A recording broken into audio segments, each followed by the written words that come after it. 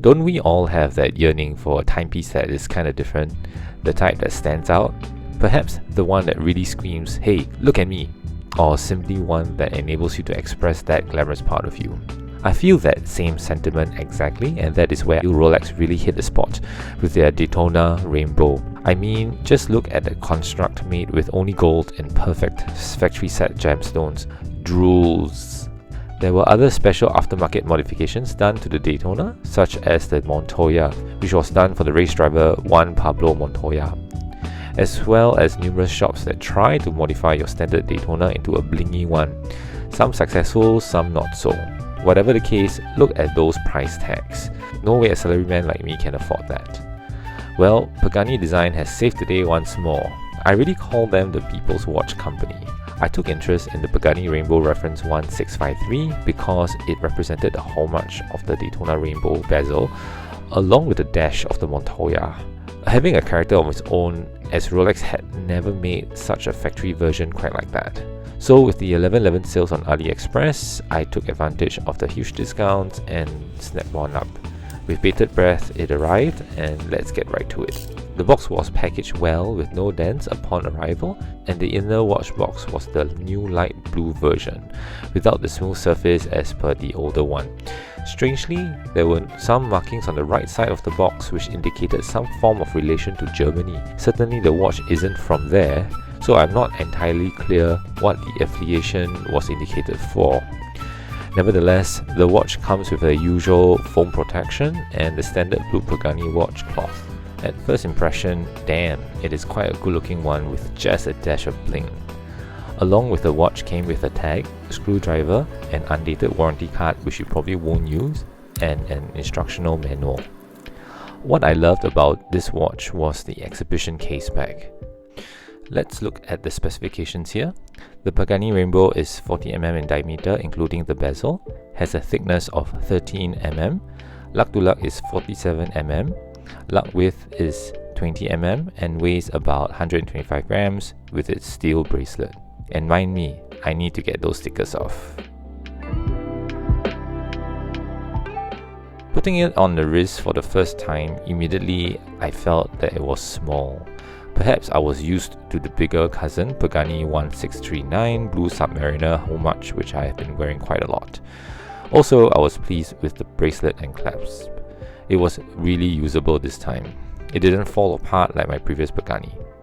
This oyster bracelet that was tastefully done had chrome links in the center and brushed surfaces to the sides, and along with the clasp, reminiscent of the Rolex look and feel.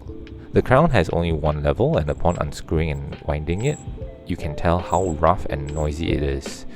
A pity, as it is relatively a good movement with date and day functions. But really, the scratchy sounds and feels can be quite annoying. Tuning the crown, you can see at the lowest subdial, it is a 24-hour indicator which moves along with the time. Screwing the crown back, you would hear the scratchiness again.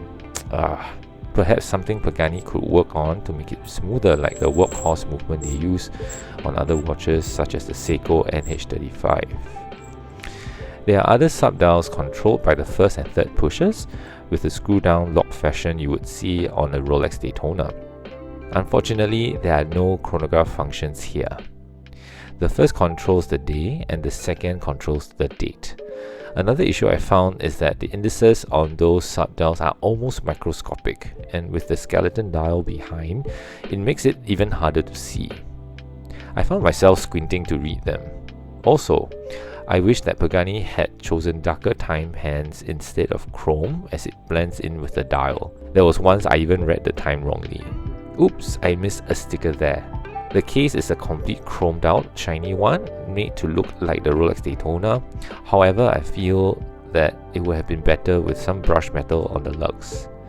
Looking at the back, though there is a printed pattern on the glass, I could still admire the decoration of the Hangzhou 2196A movement.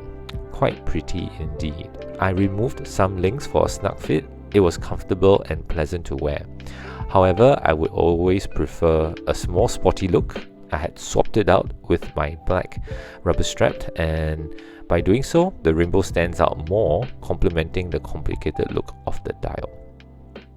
And so, this rainbow has been part of my itch relief when it came to homage watches. I knew this. When I started, I couldn't stop it. Almost kind of like a disease. This Pagani Rainbow really fits in well with my collection, and our next subject of contention is, at what point can we tolerate this level of homage cloning along with its popular references? Where do we draw the line? We will discuss this and more with my bok choy brother. Overall, I feel this watch is super fun to wear, to let your hair down and don't take things so seriously. I found myself wearing it on Fridays, and hence I nicknamed it to be my Rainbow Friday.